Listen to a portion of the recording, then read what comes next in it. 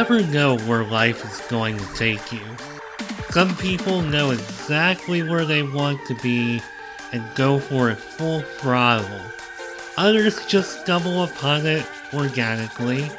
And then there are those who just follow their intuition. This is a podcast about reaching your personal best through resilience, motivation, and passion. This is Marc My Words.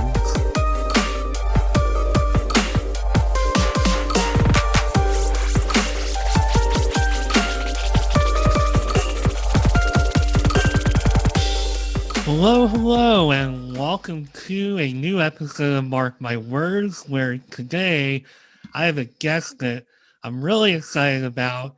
He's full of energy.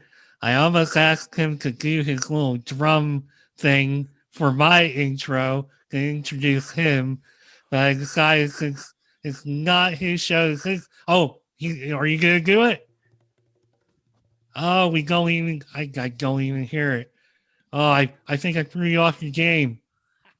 Still not hearing it, but maybe while I'm talking, I will tell you that he is an actor. He is a stand-up comedian. He is a pro wrestler, and he has the unique distinction of being the second guest on this podcast this year who has been in a movie with Marissa Tomei. He is Cory Kastle.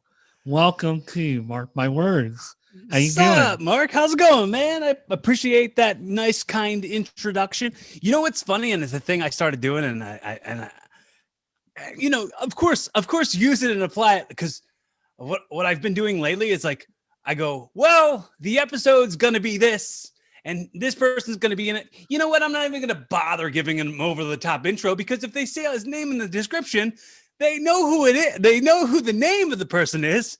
So it's up to you to sell them on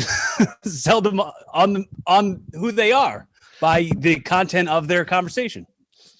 Well, I always try to come up with something fun and zany. Yeah, well, I mean, no one's ever introduced me as being the second person on the podcast to share a movie credit with Marissa Tomei. So yeah, I did my homework, and I've seen that movie. So cool. That was an awesome movie. So yeah, I mean, I haven't seen it in like 12 years, but I know it was a great movie. Of course, I'm referring to The Wrestler. Yeah, Mickey Rourke. Yeah, and it's been so long since I've seen that movie that unfortunately, like, I'm gonna have to rewatch it, because I'm like, man, I wish I would have taken more time and watched it, because I don't even know what role you played. My part got cut out of the movie. You're not going to see me. Oh, it got cut out of the movie? yeah. They cut you out? Yes, I got cut out of the movie. Unbelievable. So but you were there. I have the credit. But my scene isn't in the film. Wow. I think it's in deleted scenes, maybe. Please tell me that your scene didn't get cut out of Creed as well. Oh, I mean, all I did in both things was I just did background in some scenes. It's not like I acted in the movie. It's not like I was like, well, let me tell you everything about everything, and broke down who I am as a character and why you should care about me. Well, considering your background, I mean, I could see you getting in there somewhere. Well, it's all part of the origin story. It'll head there. Fair enough. Well, since this is a career-oriented podcast, entrepreneur-ish podcast, first of all, I didn't even say the name of your podcast, which is awesome.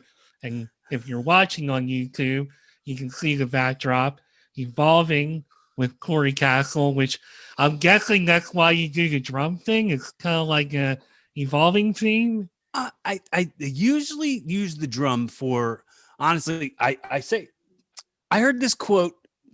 Somebody quoted Conan O'Brien and saying like it was like the idea was, I think he was telling Pete Holmes, he was like, you know, like the triangle, like right. The triangle. Let's say the triangle is your instrument. and you keep on hitting that instrument the same way you keep hitting that instrument, and then eventually someone's going to go, "Hey, do you hear that? Do you hear that dinging?" And it's just about being consistent. It's about staying about, the drum beat. There it is. I say it's like, you ever see Pocahontas? Yes. In one of the songs, they say "steady as the beating drum," steady as the Right. beating drum. So I keep that as a steady consistency, as persistent in my message. I'm going to keep beat my drum the way I beat my drum, and somebody will hear it and go, "Wow, you know what? That might change my life," and decide that they're going to invest their effort and their time and the currency of their attention on what I've got to offer. Well, it certainly changed my life because the episodes that I watch, I'm like, man, I really like what he's doing with that. That's really cool. Appreciate that, Mark. Thanks so much. So here we are. We're going to talk a little bit about your career path. And from listening to your podcast, one thing that we talked about before we started that I picked up on is the fact that you, from a very early age, were watching TV, watching wrestling, watching stand-up comedians, and you, as I got something in my throat here, you said to yourself, that's something that I want to do. And one common theme of this podcast, especially this year, it seems like everybody I've talked to has been like, well, I didn't really know that, what I wanted to do until later, or couldn't really find my passion and just kind of went with the flow. And the one thing you and I have in common is that the career paths that we chose, we found them from a very early age. Mm-hmm. And I love your stories about how you found your passions early on. And I would love for you to share some of that again here today. Can I butt in real quick before I answer the question and ask Always, yeah, sure. Ask you what your career? I'm very interested. What is your career? What's the? I mean, you probably talked about it on this podcast as many times as possible, but if you want to just if you can just make me sort of familiar and aware, I would love to hear it.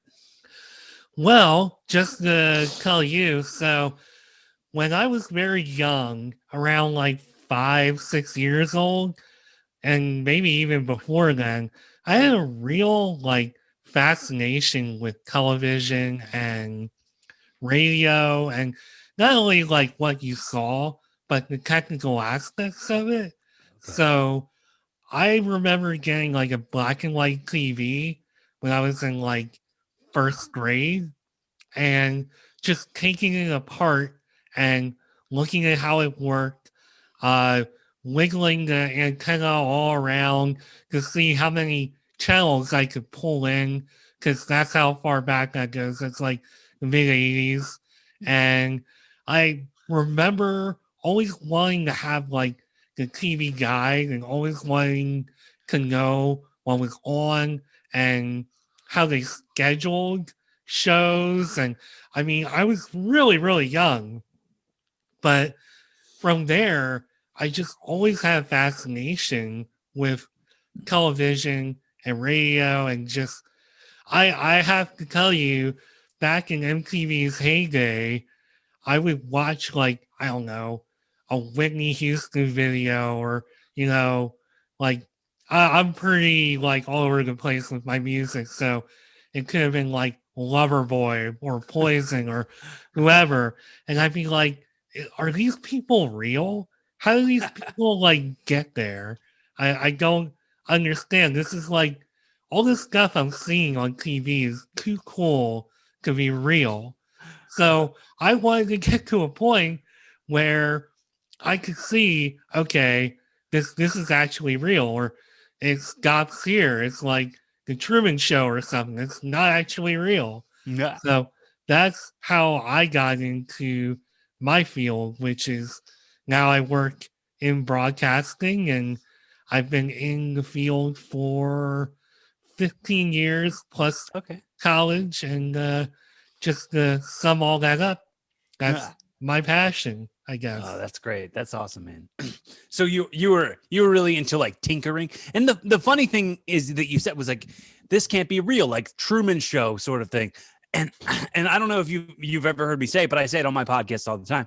Evolving with Cory Kastle, available on Spotify, YouTube, and Apple Podcasts. But what I say on my podcast all the time is I remember being real young and like sitting. My mom had set up in our bedroom this like there was like a toy box that turned into a desk, and she acted like that was like the classroom part of our bedroom, and she put these maps of the world on the right and left side of where the desk was. And I remember looking up at the I was sitting at the desk. We didn't have smartphones because I was like 7 years old, so this didn't exist yet. And and I remember looking up at the maps, and I was thinking about like it the things that I'm seeing through my eyes are a broadcast in themselves. And I'm wondering why I'm the only one who gets to see this broadcast.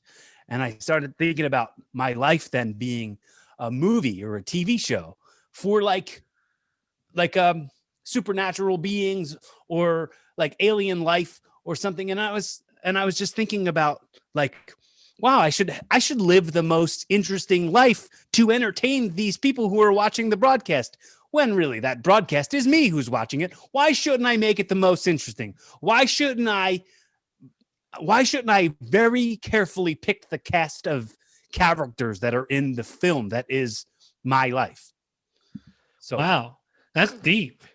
I mean, I didn't come back to that thought until I'm way older, but I mean, I remember now having those thoughts when I was younger, but like not like living by them, and not really like posting up on a soapbox and telling everybody to live every day like they want to entertain, they want to be entertaining to the audience, and they're the audience.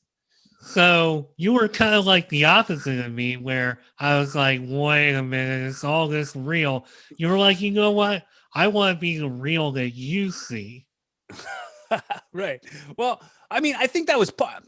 I don't want to say that because I don't think that I was in my head thinking that I would be important enough. I didn't think that I would be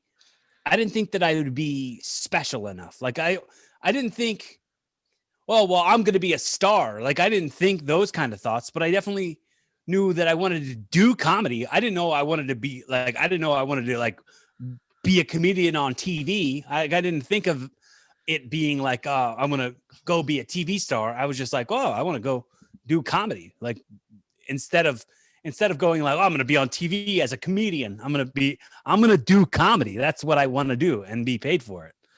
For Well, sure.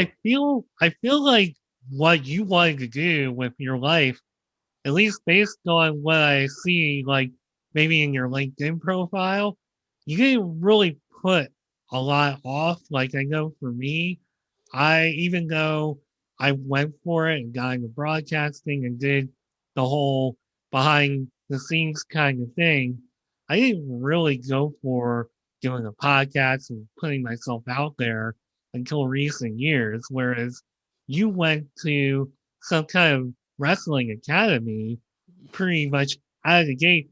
A lot of us go to college, some of us pick a trade. Right.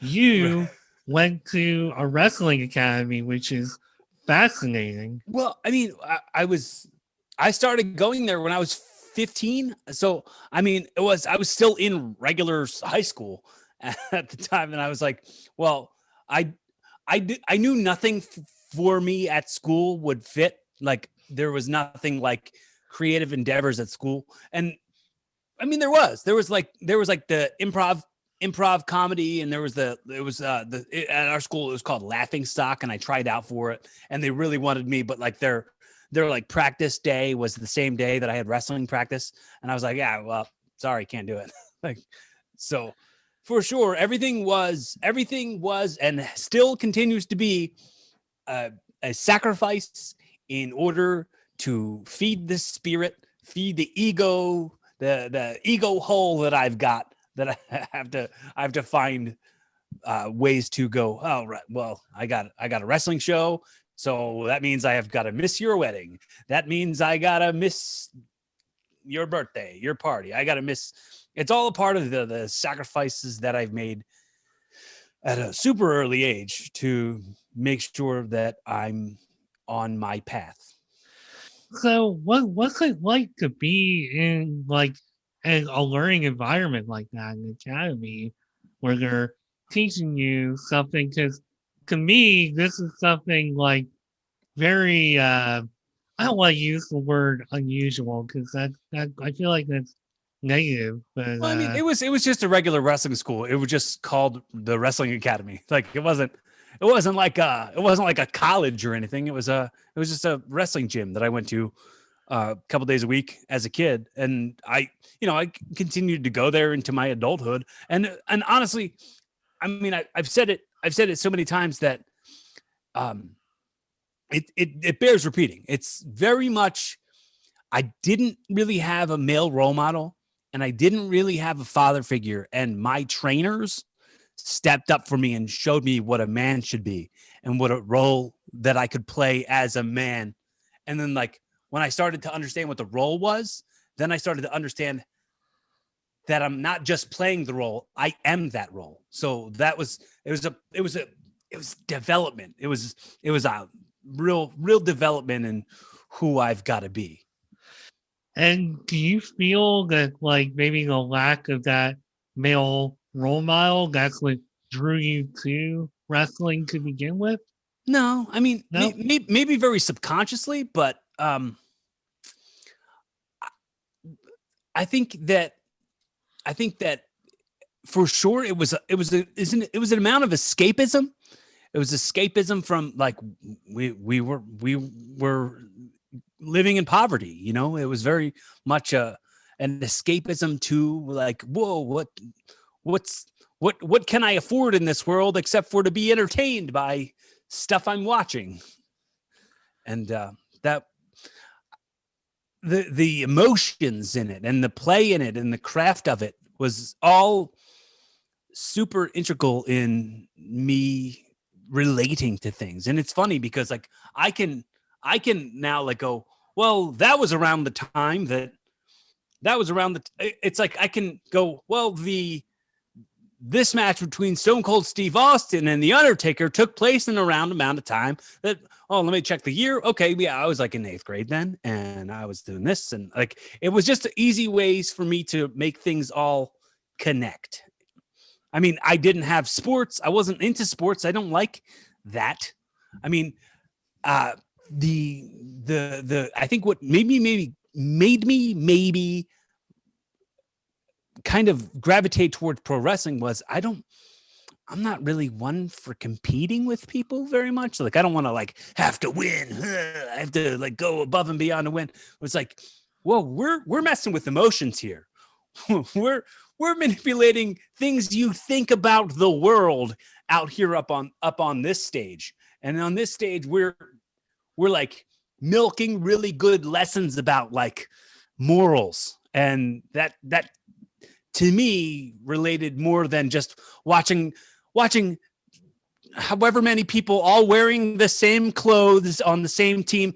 Wrestling to me was outside of, I'm not a team. I'm the rock star. I'm the superstar of this. So I mean, and I probably stealing a little bit of that from Chris Jericho when he was on Steve Austin's Broken Skull sessions yesterday, and he said, like, Kiss, like Paul Stanley, you know who that is, like, but a football team, baseball team, you're like, oh, a bunch of dudes all wearing the same shirts and playing the same game and doing the same stuff. Like, yeah, this is somebody doing something different. So, dude, Chris Jericho,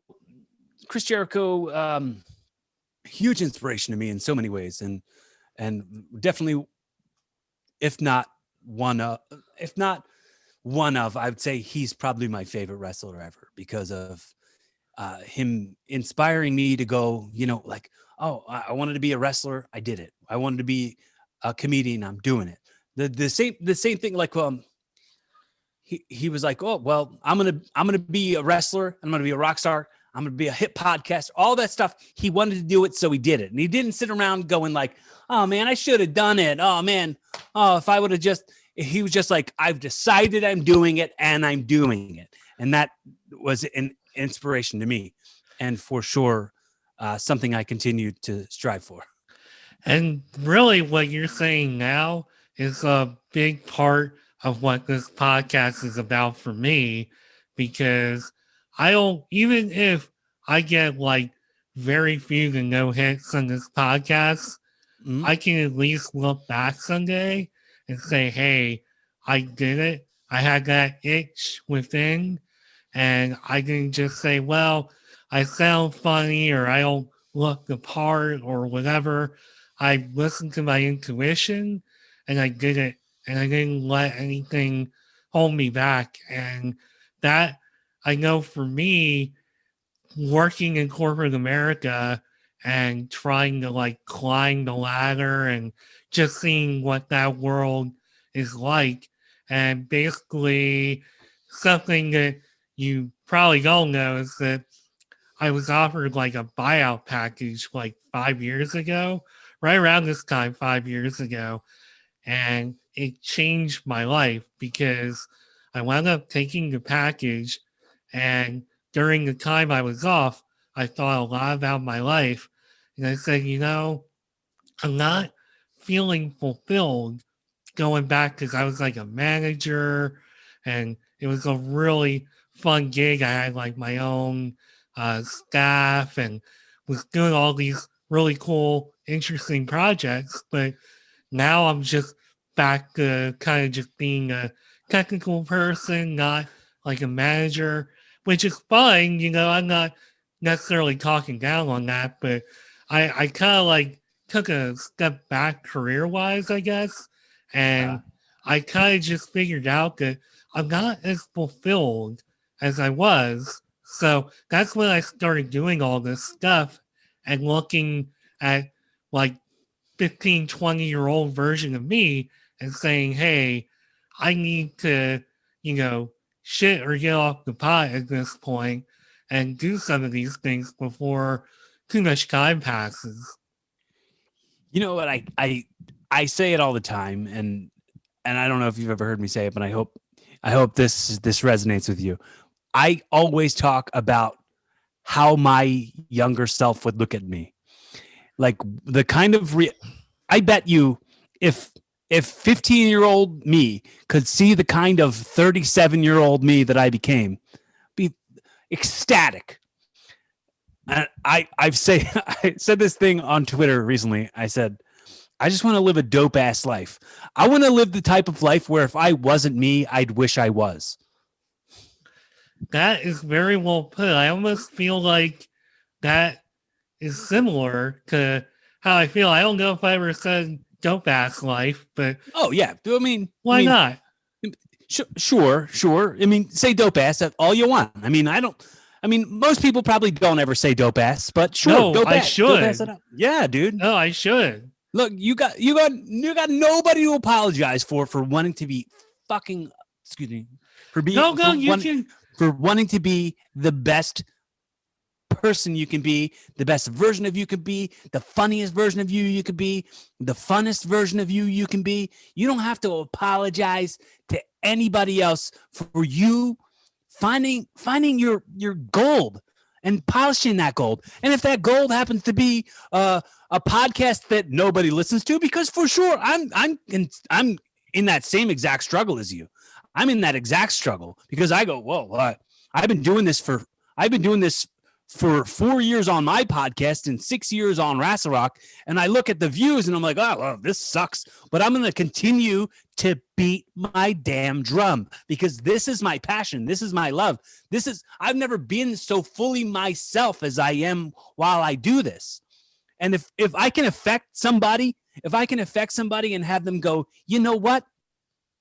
I'm inspired and I'm gonna do those things without telling everybody I'm gonna do them. I'm just gonna go start doing those things, and then the results that I feel from them after are like the most powerful endorphins you've got, and people around you start getting affected by your positivity.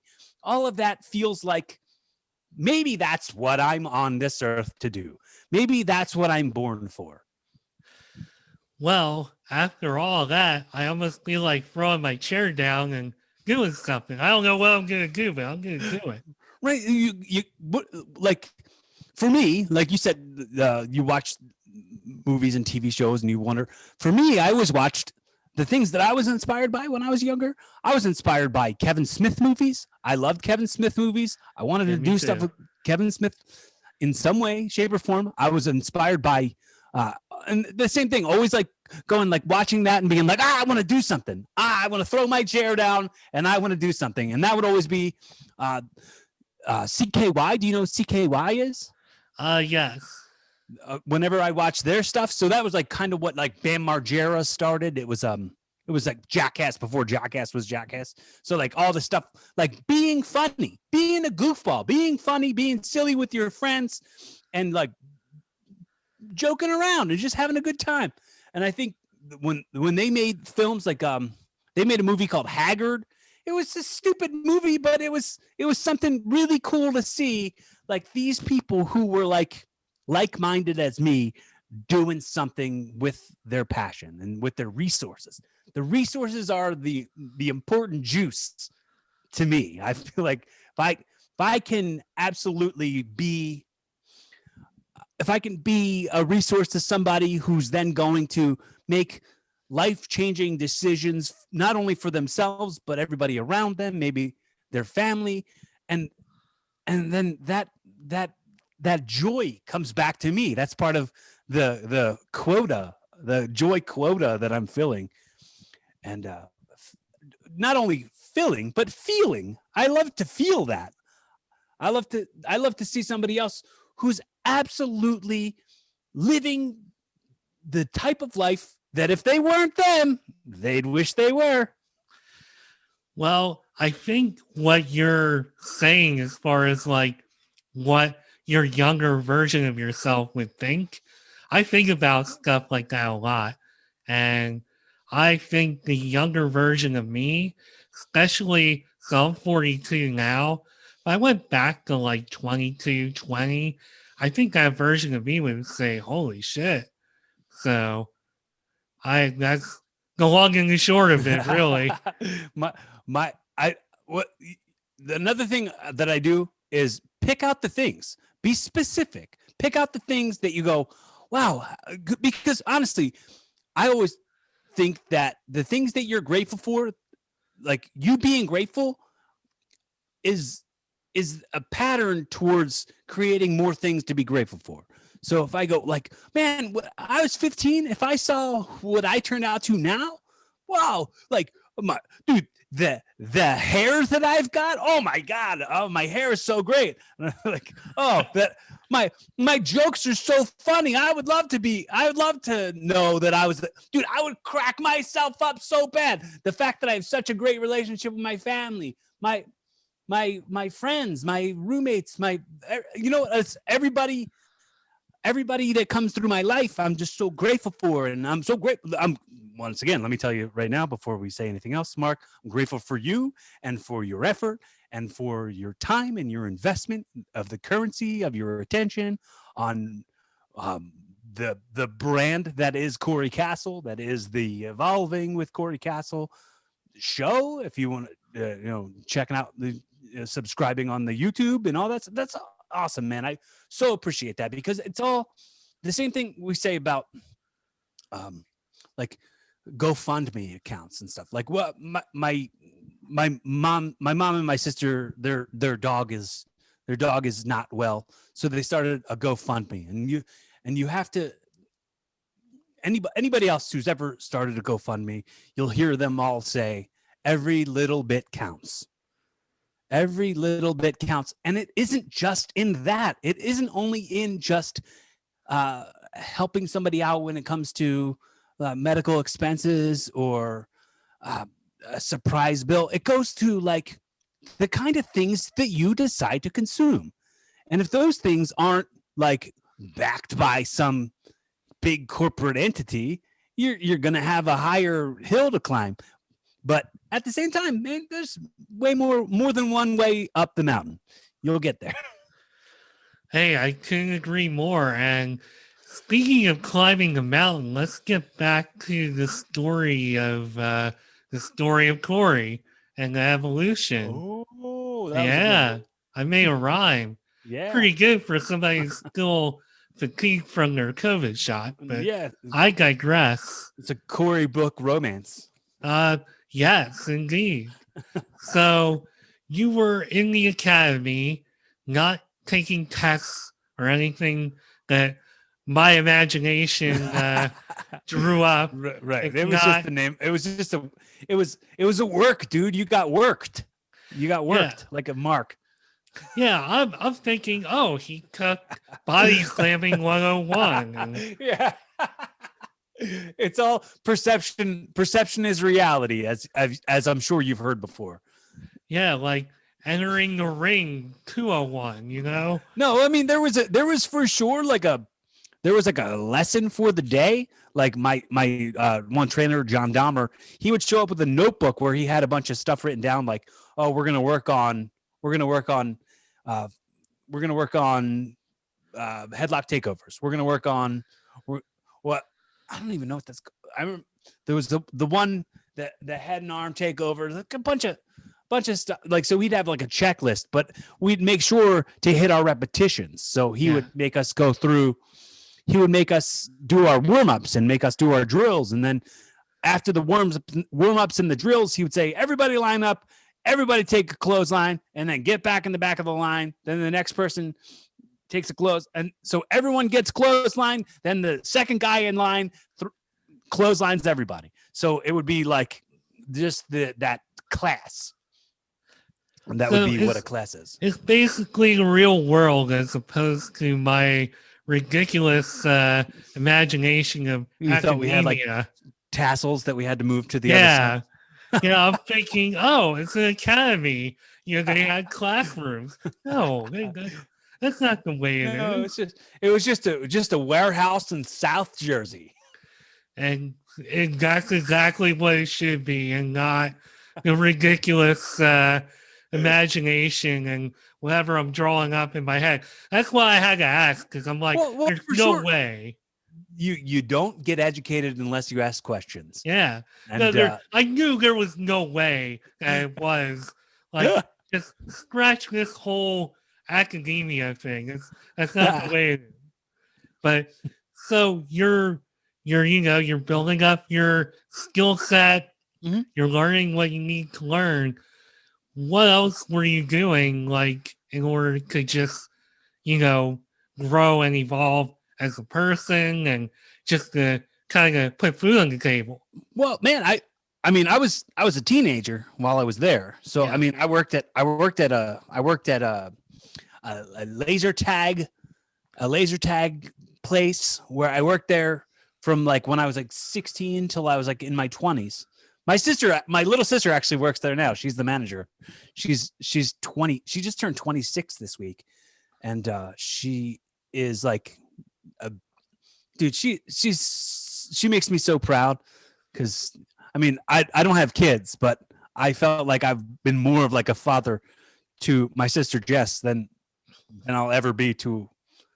I don't want to say ever because I've crossed that out, but I'm saying most likely not have kids. And if I were to have kids, I'd compare them to my experiences with Jess and how proud I am of who she's become. And I feel like I'll just be let down by by any lack of Jess-like greatness that these kids might have. Well, you have plenty of greatness just as is. Thanks, man. Thanks, dude. So I worked at Ultrazone, which was, the coolest job. Did you ever watch Empire Records? Did you ever see that movie? I have, yes. Okay, so Ultrazone was like Empire Records, where it was just like you're hanging out with your friends. There's like tons of arcade video games. There's tons of like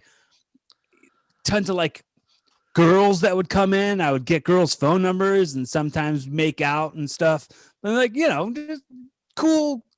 It was a cool ass job. I wasn't cool in school. Nobody liked me at school. But then when I got to work, I was the hot one. I had the cool hair and the girls would come talk to me. But that didn't happen at school. Girls never talked to me. Well, girls didn't really talk to me either, so. So then I worked, dude, honestly, I've had so many jobs. I went from ultrasound to I then worked at I worked overnight stock at a grocery store. I worked at a bowling alley as a bowling mechanic for like a couple years, and I worked at call centers. Dude, do you ever see Wayne's World when he's like, "Oh, I have my collection of Joe jobs. Yeah. I got all these hairnets and name tags." That's me, dude. I've done everything. I've had so many, and like, what else have I done? I was a pharmacy tech. I was a warehouse. I ran the department of the warehouse for 5 years. It's ridiculous how many jobs. And I actually, before I started doing what I'm doing now, which I've done this, I did this back in like 2007, and I'm back to doing it. I worked for my friend Scott in his dad's heating and air conditioning company. So I'm just a helper at HVAC, climbing up on businesses and fixing their air conditioner units that are up on the roof. And I was doing that back in 2007, so I'm back to doing that. If all of these podcasts with low numbers can somehow become a smash hit, and that could be like my job, what a dream. But as of right now, you got to continue to do that grinding. Yeah. Because what kind of inspiration would I be to the people who I'm trying to inspire with my life if I were to just like me sad I wouldn't be the type of person I want to be. So as you've been working or were working all those jobs, I know I was kind of similar to you back at that point in my life, like early 20s, like early mid 20s. I don't know if I had as many jobs as you, but I had a lot. I bounced around from being a plumber's apprentice to working in a woodworking factory to retail to et cetera, et cetera, et cetera. Oh yeah, dude, I was a machinist for a minute. That was a thing I did for maybe 2 years. So for me, none of them ever being big lucrative vocations. Well, sorry. No, you're fine. So for me, even though I had a passion and I kind of knew what I wanted to do very early on in life, that didn't happen because a lot of stuff was being fed into my head personally. And like, oh, you should just get a business degree and you should do this or that. And it kind of messed with my head. And so instead of just doing what I wanted to do, I bounced around and kept like trying all these different things. And there was like kind of a reason for why I did all that. Do you think there was like any reason that you bounced around like that? Were you curious to just find a niche outside of your passion? Honestly, probably it was more about having a job than, and it was like, oh, well, I lost this job. Let me find the next job I can find. So it was just not trying to have huge gaps without employment. So it was in order to pay the rent and keep the lights on and keep food in my belly, that kind of stuff. So it wasn't like, oh, what's my passion? I always felt like jobs were jobs, and my career is my career. My career is entertainment. My jobs are just jobs. So, first of all, you're not the first person to kind of talk about like, yeah, I'm not thinking about passion or whatever. I'm just doing what is in my gut. And that for me, like, is interesting because I think about, what am I passionate about? Passion, passion, passion. So it's really interesting just to get another perspective on that. I think it's not like bad or good. It's just really interesting to me. So with that being said, so you're doing all these jobs and you're you're wrestling and you're doing all this. When does like the acting and the trying out stand up comedy, when does some of the other stuff that you're doing now and have been doing come into play? Okay. So when I was like 17, I went to a casting call, just an open casting call, and I actually auditioned to be in the movie Holes with Shia LaBeouf when I was like 18. Right after I turned 18, I auditioned to be in. But I think in my brain, I was like, I got this, and I didn't really commit to being good at it. I was like, oh, this is my path. My path. I deserve this. I'm gonna get this because I deserve it. And I for sure was not going about it the right way. So I I then like didn't do it again until what 2006. I went to a casting call for extras in the movie Invincible, which is that Mark Wahlberg Eagles, the Philadelphia Eagles movie. And that was the first film I did where I just was, one of the people who like tried out to be on the Eagles. That was all I did. And I was like, you know what? I like to me, I had looked at that as like, um, you know, like I've been wrestling on the indies for a long time. And then like in 2009, I went and did some work with WWE, and it was cool to see how this is done on such a larger, more epic scale, and how things are rehearsed and how all that stuff. It just was uh, sort of a perspective viewing thing for myself.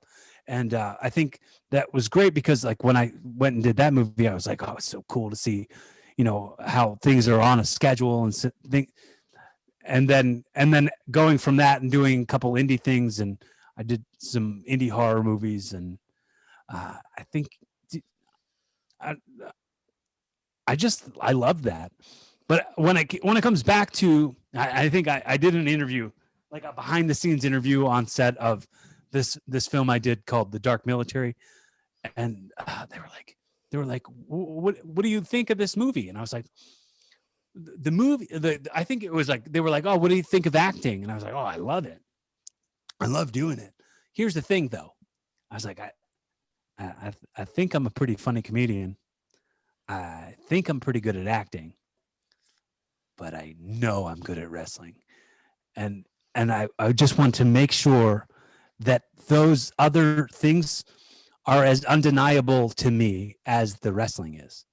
So I just want to make myself undeniable to myself because I don't really get myself too invested in the deniability that I have for somebody who's not after the same things I'm after, or who's not recognizing or has let's say so if I think it's an easy way to, like, if I'm a person who's never watched wrestling or never acted in a movie or never been a wrestler or never done any of this stuff, I could look at what you're doing as any of that and go, oh, that's not good. And I myself would only hear that and not consider the source.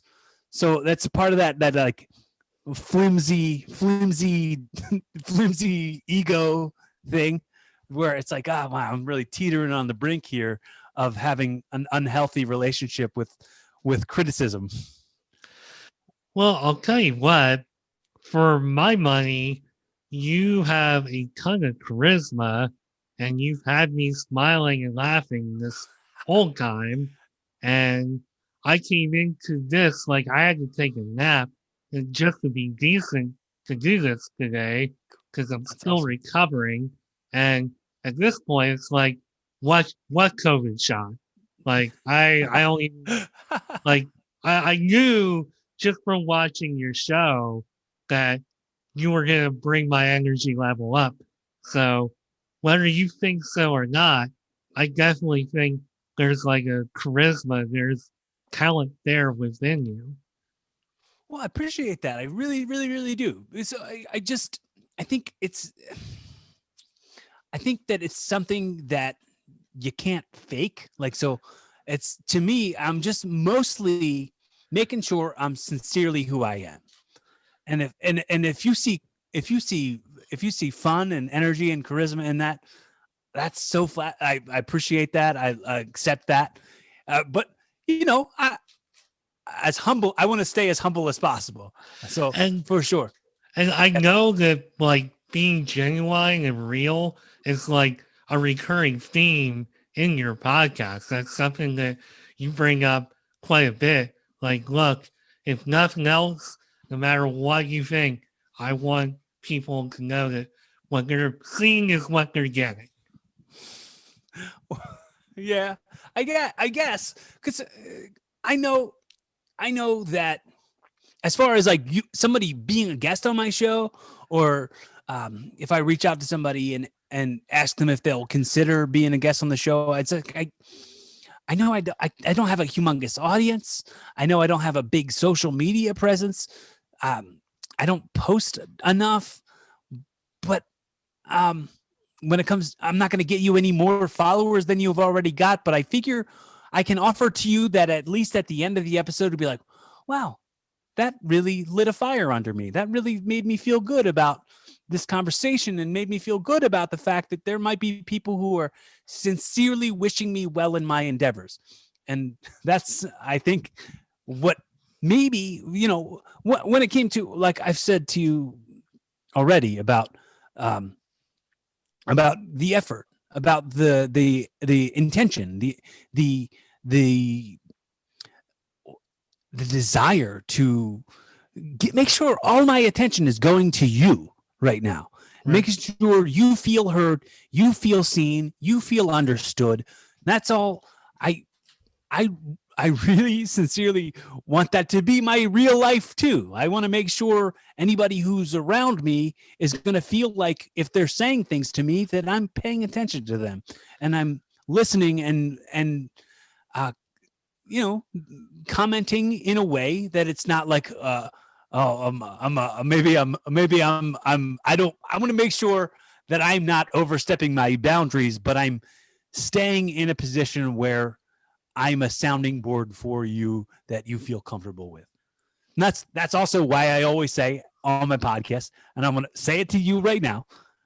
The thing about, dude, if I can be a resource to you in any way, if you just need a friend, if you need to talk about something, if you just need judgment-free conversation, I'm not a hard person to get a hold of. Anybody who's listening to this, absolutely want to extend that invitation out to them too. I'm not a hard person to get a hold of. If you ever feel like there's nobody, you're probably not right. But not saying you're wrong, not Yeah. saying you're worthless, you worthless wrong loser. No, I'm just kidding. No, no, but absolutely, man. If you were kind enough to me to pay me the currency of your effort and your time, which is something that's non-refundable, that time is non-refundable. So if you were patient enough with me and intent, you know, attentive enough to listen to the things that I've got to say, I owe you some minutes. I owe you some hours. I owe you some time. I want to make sure that you feel just as heard as I've felt in the effort that you've made.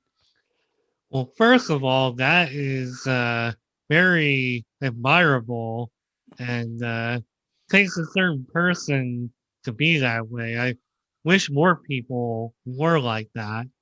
Secondly, I know believe it or not, we're starting to get a little short on time. I do want to get into the story of how you started to become a podcaster and just talk about that a little bit.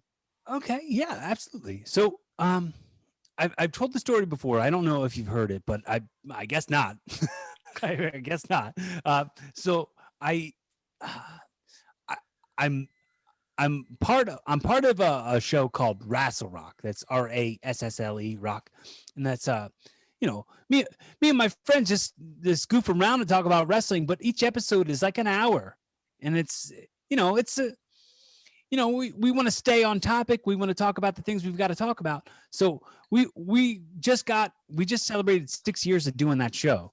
So with me and wanting, the thing is, we were paying like studio space, so we had to make sure we like stuck to our hour. And I always felt like I was at the end of the hour, I always be like, oh man, there were so many more jokes I wanted to make, so many other things I wanted to say, so many other stuff, but I forgot.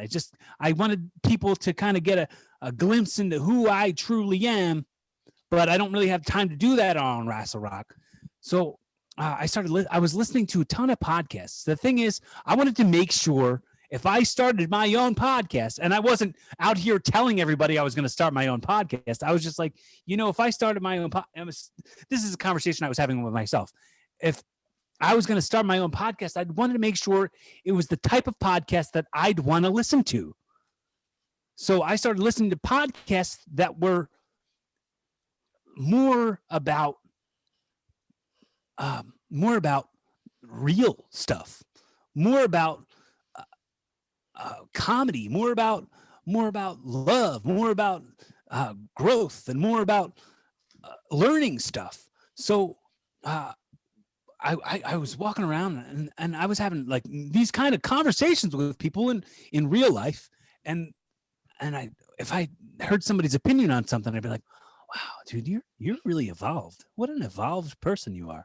And the word evolved and evolving kept on finding itself, sneaking itself into my vocabulary. And I was like, I was trying to see, because like I told you, we were paying for that studio time. So I had a friend who had a show on an internet radio station that was local to me. And I hit her up and I was like, hey, how much does Johnny charge you for studio time at the station you're at? And she's like, nothing. What, do you want a show? You want your own show? And I was like, yeah, like I didn't even think of it. It was just like so in the back of my brain. And I was like, and then she was like, what kind of show do you want? And I explained to her exactly what I wanted the show to be. And then she was like, yeah, I just copied and pasted everything you said, right to Johnny. And here's his phone number, call him. And then I started going into his studio every Monday and recording a show. And I was like, I gotta get it out of this studio, because it's like, I don't want to only have to record on Mondays. I want to be able to record all the time. I want to be able to do this all the time. So I was doing ones outside of the studio and I was doing ones in the studio, but it was like, I had like a radio spot that I had to do every Monday. And I was confined to it until the studio kind of closed down. And I just started having fun with it and wanted to make sure it was absolutely something that I'd want to hear if I was me. If I was 15-year-old me, I'd want to hear my podcast. But I mean, when I was 15, podcasts didn't exist. Unfortunately. Well, that is really amazing, and I'm really glad that you decided to pick up the microphone and put yourself out there a little more, because you have a lot of charisma. This episode has been a ton of fun, and awesome, man. Yeah, you have like really a lot to offer, I think. So, what's next for you? What's on your agenda? The world seems to be opening back up a little bit. So I really want to make sure I want to act some more. I want to get some more printable roles and things. I want to make sure I do some comedy type roles so that I can get some credits in order to go on tour with comedy, because with comedy, I just want to make sure I'm undeniable to myself. I want to get really good at it. It's not like I'm going, oh, I want to do comedy so that I can get a Netflix special or I can get on Amazon Prime and have everybody enjoy it and I can go tour. No, I want to make sure I'm good at it. I want to make sure Right. I'm not I want to make sure also that all of my jokes and all of my stories are in a way that make you look at things differently and inspire in some way. So uh, I, I'm evolving as a comedian. Hopefully, that's my goals at this point. Have you been doing any comedy during the pandemic online? Oh, No. no, I mean I did one Zoom show, and I did in December. There was a Christmas village in Philly that I did. It was it was actually starting Thanksgiving, so from November 24th to December 24th, every weekend I was doing. I was hosting this like talent bazaar. It was like there would be like singers and dancers and musicians, and I would just do comedy between when they got up on stage and introduced them and stuff. And that was the last time I kind of did comedy. And I miss it so bad. I'm getting my first vaccination shot May 18th, I think. Awesome. Yeah, I just got mine over the weekend and it just knocked me out. Just no headache or anything like that, just a lot of fatigue. Mm-hmm. So, yeah, it's I expected it to be a lot worse than it was actually. So, I just came back to a wrestling promotion that I hadn't worked for in like 4 years. So I just came back to that. Dude, I've agreed to bookings for the rest of the year in wrestling. wow, great. So I'm I all of these things. It's not like I want to go, oh, none of these things by themselves are a goal. It's every one of these things is a collective. Each one of these, so it's not a cherry picked thing. It's like all of these things are different ways up the mountain. And when I get to I definitely, I quote Incubus a lot, but in one Incubus song, they say, will I ever get to where I'm going? If I do, will I know when I'm there? And that's, to me, I feel like I'm just going to keep on trying to get to where I'm going in so many avenues that when I'm there, I'll be like, well, I got to keep getting other places. So I, for sure, I guess the goal is to make sure that the things that I'm doing are things that can earn me a living. So Fair enough. I want to make sure that my creative endeavors are my source of income more than I want to say. I don't want to say I don't want to be working Joe jobs for the rest of my life, because then I'm focusing on what I don't want. And what I don't want is to attract more to me of the things that I don't want by bringing them up and thinking about them and talking about them and sending them the feelings of negativity and associating the fear of failure. Instead, I want to go, well, here's the things that I do want. The things that I do want all involve me being a higher level of me and being fit for service in the greatest ways possible. Fair enough. Well, we are getting short on time here. How can people get a hold of you? How can they find you? What do you got for us? Sure, man. Sure, Mark. So I just want to say before I start plugging social media and start talking about my podcast and putting it over, I want to thank you for having me on. I want to thank you for being so kind and so welcoming. And you've got a perspective that I think a lot more of the world needs, and you've got a lot to offer. So I I recognize that and appreciate it. Appreciate Well, the I hell out of it. appreciate that. Thank you so much for that. I So, think the same of you. Like you have like I think you should be like a motivational speaker. You got me like really like I'm ready to just throw my chair to the side and go do something. I don't know what I'm gonna do, but I'm gonna do it. good. That's awesome, man. That's so great. That's awesome. I'd hope that I could make anyone feel that way. That's I think that's why I'm here on this planet. Right on. But if you want to follow me on Twitter, it's at Cory Kastle. If you're watching the video, it's right here on the screen at Cory Kastle. On Instagram, youtube.com/Cory Kastle, CoryKastle. So check out my YouTube channel. Make sure you hit subscribe, dude. If you get some meaning out of it, if you get some enjoyment out of it, let me know you exist. Make sure you comment. Make sure you like. Make sure you subscribe. Make sure you tell your friends that this exists, so that I can start. As I said, every little bit counts. So one share, one like, one subscribe, one friend. You could just tell a friend, hey, you should check this out. I think this. Tag your friends in my stuff. If you want to tag your friends in my stuff and them like it too, cool. That's great. I appreciate that. I owe you that effort back for sure. And I'm on TikTok now.